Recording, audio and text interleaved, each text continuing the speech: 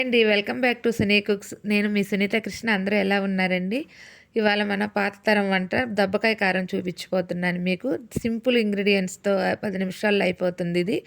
Already నేను ఎండుమిర్చి కొంచెం ఆయిల్ వేసుకొని అందులో మెంతులు, ఆవాలేసి ఫ్రై చేసి పెట్టుకున్నానండి.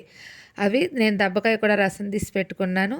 దీనికి కొంచెం ఇంకా సరిపడా సాల్ట్, వెల్లుల్లిపాయలు వేసుకుంటే సరిపోతుంది. జీలకర్ర అక్కర్లేదు. మరి నేను ఇది మీకు రోట్లో చేసి చూపిస్తాను. ఎందుకంటే ఇందులో అయితే టేస్ట్ బాగుంటుంది. రోలు అవైలబుల్ లేనోళ్ళైతే మీరు మిక్సీలో కూడా చేసుకోవచ్చు. ఇప్పుడు ఆ ఎండుమిరపకాయలు మనం మెత్తగా నూరేసుకుందామండి. అందులో నేను కొంచెం సాల్ట్ కూడా వేశాను. ఇప్పుడు బాగా ఎండుమిరపకాయలు బాగా మెత్తగా అయిపోవాలి. ఎలాగో బాగా వేగినాయి కాబట్టి త్వరగానే నలిగిపోతుంది. అది నలిగిపోతున్నప్పుడు మనం కొంచెం వెల్లుల్లిపాయలు కూడా వేసేసుకుందాం ఇందులోనే. నలిగిపోయినాయండి ఎండుమిర్చి. ఇప్పుడు వెల్లుల్లిపాయలు వేసుకుందాము. వెల్లుల్లిపాయలు కూడా బాగా మెత్తగా నలగాలి. ఈ వెల్లుల్లిపాయలు కూడా వేసి మొత్తం కలిపి ఒక్కసారి బాగా మెత్తగా నూరేసుకుందామండి. మిక్సీలో అయితే మీకు ఒక 2-3 సెకండ్స్లో అయిపోతుంది ఇది మెత్తగా. కాకపోతే రోట్లో అయితే చేసుకుంటే మనకి టేస్ట్ చాలా బాగుంటుంది. ఇప్పుడు ఇదంతా ఒక్కసారి కలుపుకొని మనం ఇందాకే రసం తీసి పెట్టుకున్నానండి నేను దబ్బకాయ మీకు చూపిస్తానికి ఆయిల్ పెట్టాను. ఇదే మనం నిమ్మకాయతో నారింజకాయ రసంతో కూడా చేసుకోవచ్చు. ఈ రసం కూడా వేసి అందులో కలిపేసుకుందాము. మొత్తం ఒక్కసారి కలిపి బాగా ఒక 2 నిమిషాలు మనం నూరుకుందామండి మొత్తం పట్టేటట్టు.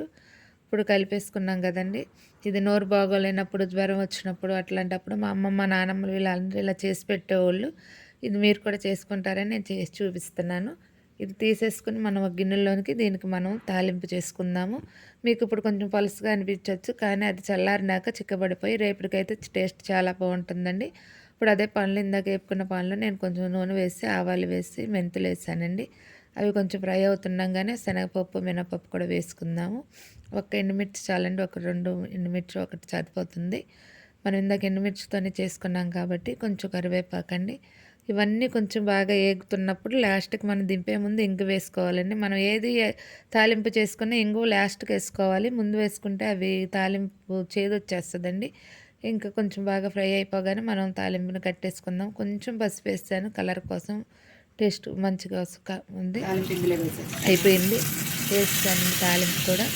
ఇది కొంచెం చల్లారినాక మనం ఒక గాజు సీసాలో స్టోర్ చేసుకున్నామంటే 1 వీక్ పైన ఉంటుందండి. టేస్ట్ చాలా బాగుంటుంది.